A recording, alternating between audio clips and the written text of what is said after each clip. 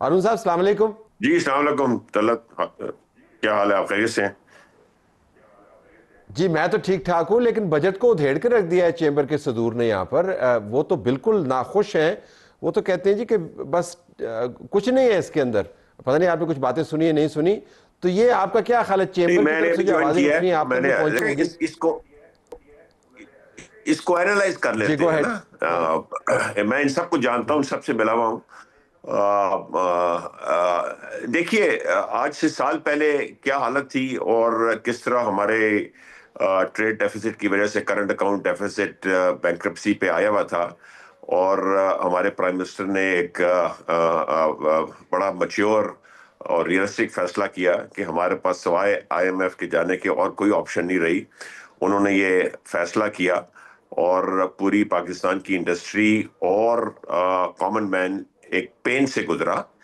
मगर उस पेन का रिवॉर्ड तो मिला है ना। अब आप देख लीजिए कि मैक्रो इकोनॉमिक स्टेबिलिटी आपकी इस साल कितनी ज्यादा आ गई है। आपको कोई सोच सकता था पिछले साल के आपके पॉलिसी रेट जो है 22% से 11% हो जाएगा? कोई सोच सकता था कि आपकी इन्फ्लेशन 38% से 1.5% हो जाएगी? और अभी आपने देख लिया कि हमारा पिछले साल टारगेट इन्फ्लेशन का 12% था, which was also very aggressive because उससे पिछले साल 24% इन्फ्लेशन थी एवरेज एक साल की।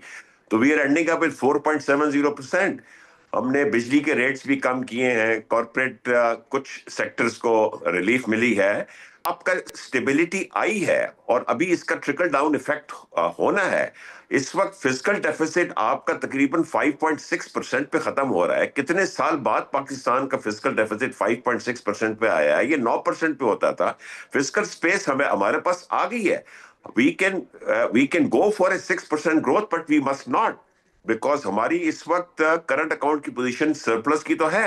But I do not think ये पोजीशन है कि अभी हम 6% ग्रोथ पे चले जाए। लिहाजा हमने अगले साल की ग्रोथ टारगेट 4.2% किया है।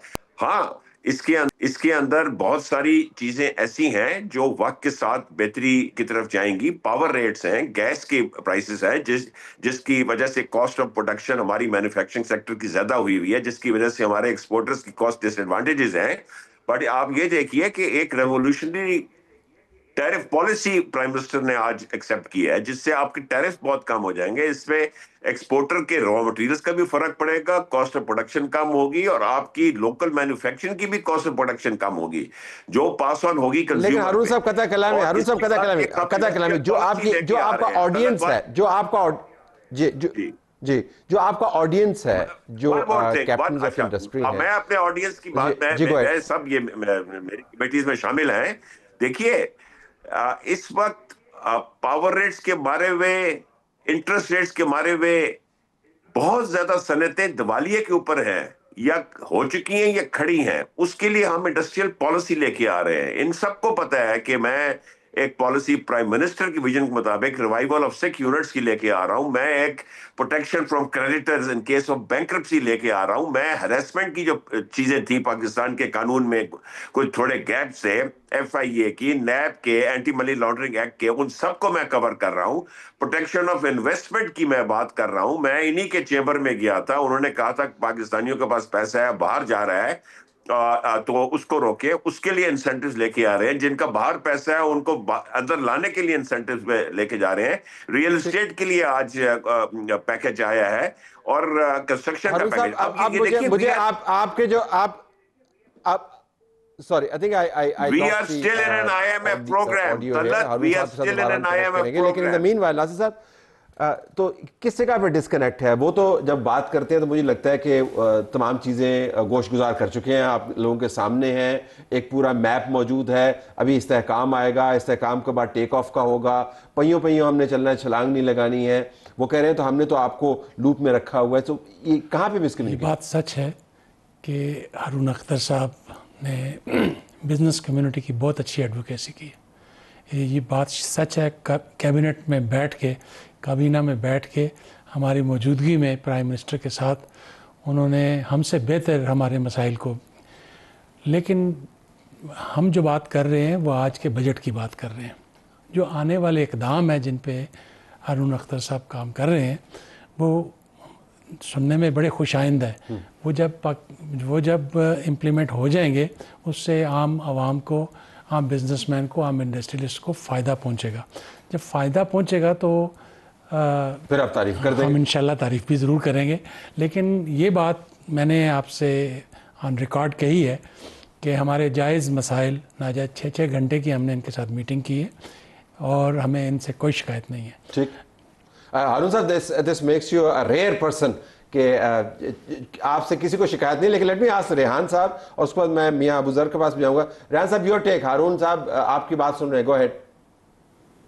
जी मैं हारून साहब बिल्कुल मैं इनकी तारीफ़ करूंगा। ये इन्होंने ज़बरदस्त तरीके से हमारे पास तशरीफ़ भी लाए थे और बड़ी डिटेल से हमारी बातें सुनी, बड़ी लंबी और बड़ी कड़वी कसीली बातें भी सुनी, और इनकी मेहरबानी, उन्होंने बड़े अच्छे तरीके से उसको, हमारा जैसे कुरैशी भाई बता रहे हैं, हमारा केस हमसे ज़्यादा अच्छा प्लीड किया। लेकिन वही बात है कि हम तो आज बजट की बात कर रहे हैं, जिस बजट से हमें बहुत सारी उम्मीदें थीं। हारून भाई, आपको याद होगा जब प्राइम मिनिस्टर साहब से मीटिंग में बात हुई थी कि वाकई 9 सेंट से ज़्यादा बिजली पर कोई इंडस्ट्री नहीं चल सकती, सिंगल डिजिट मार्कअप नहीं आएगा, इंडस्ट्री को हम तब तक रिवाइव नहीं कर पाएंगे। तो आज वही बातें हम भी कर रहे हैं। हम जो पॉलिसी आनी है, और ये सबसे अच्छी बात हारून साहब की है कि ये बात वही कर रहे हैं जो हम भी कर रहे हैं, कि जो जेन्युइन स्टेक होल्डर्स को साथ बिठाने की बात इन्होंने की, हम इसकी बिल्कुल तायद करते हैं। लेकिन इशू ये है कि आज के बजट में हमें वो कहीं नज़र नहीं आई बात जो कि हमें वज़ीर आज़म साहब की तरफ से यकीन दहानी थी, हमें जो वज़ीर ख़जाना साहब की तरफ से यकीन दहानी थी।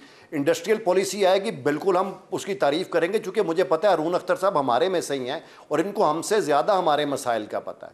लेकिन आज के दिन में शायद जो वज़ीर ख़जाना साहब ने बातें की थी, या शायद हमारी उम्मीदें कुछ ज़्यादा हो गई थी, चूँकि जो बातें हमसे की गई थी उसके अंदर यही था कि आपकी जो तजावीज़ है उसको शामिल किया जाएगा, उसका ट्रिकल डाउन इफेक्ट भी आएगा। आपकी इंडस्ट्री, हम देखें 60 बिलियन, जैसे मैंने पहले बात की, उड़ान पाकिस्तान की बात करते हैं, $60 बिलियन की एक्सपोर्ट बढ़ानी है, वो ऐसे तो नहीं बढ़ेगी ना अगर हम ना बिजली का रेट कम करेंगे।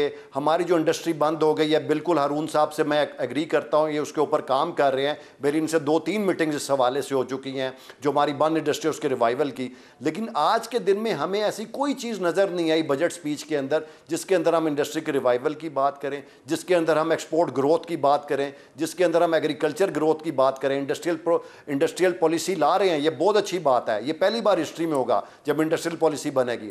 हम हारून अख्तर साहब के साथ हर बात पे खड़े हैं। लेकिन आज की बजट के अंदर जो उम्मीदें हमारे चैम्बर्स को थी, जो कंसर्न हमारी इंडस्ट्री को थी, अनफॉर्चुनेटली वो पूरी नहीं हो पाई, जिसका हम गिला कर रहे हैं आपसे।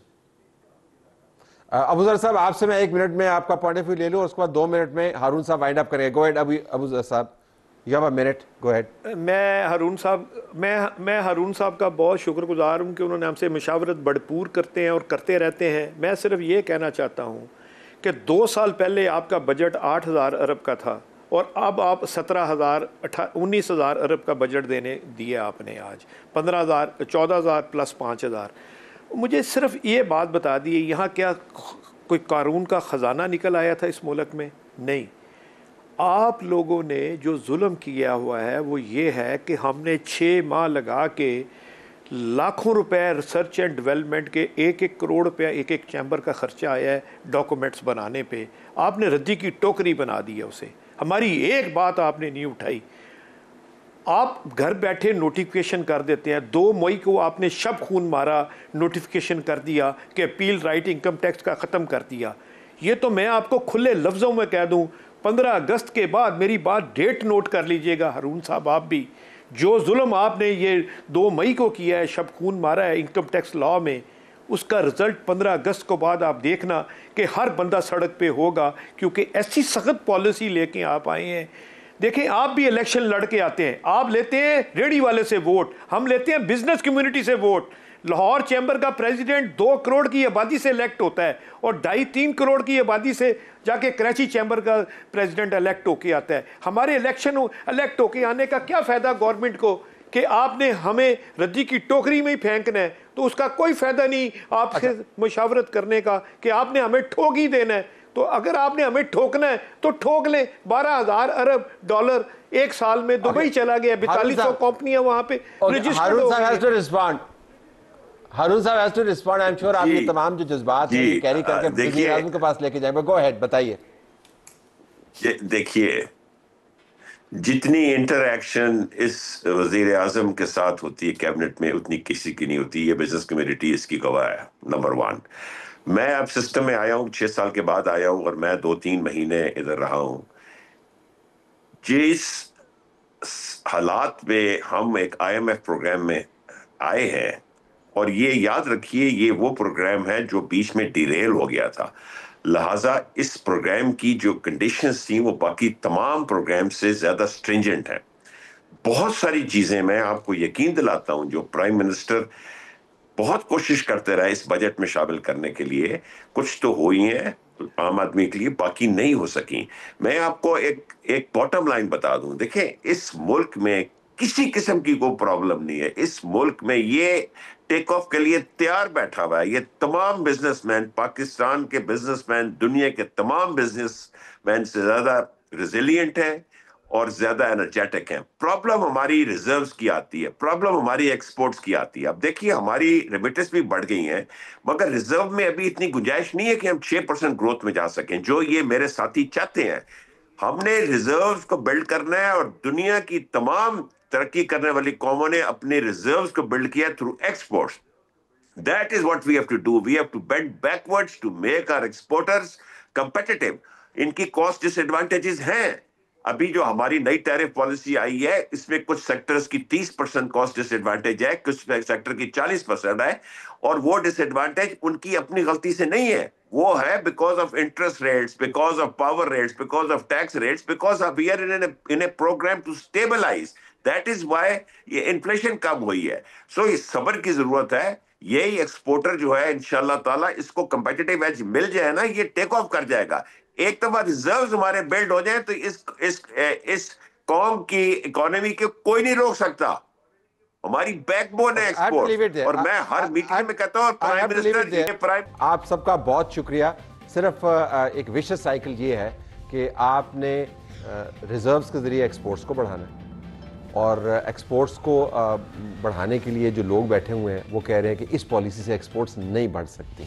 तो कहीं ना कहीं आके आपको दरमियानी रास्ता निकालना होगा। बजट के ऊपर हमारी बहस जारी है। हम अगले हिस्से में कुछ और मामला टेकअप करेंगे। Stay tuned.